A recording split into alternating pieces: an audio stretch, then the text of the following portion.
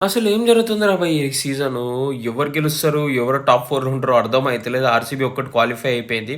14 పాయింట్లు ఉన్నా కూడా క్వాలిఫై అయ్యే ఛాన్సెస్ వచ్చినాయి. ఈరోజైతే డీసీఓళ్ళు ఆర్ఆర్‌ని కొట్టేసిర్రు. ఇప్పుడు వాళ్ళకి 14 పాయింట్లు వచ్చినా కూడా ఛాన్సెస్ ఉన్నాయి ఇంకా డీసీకి.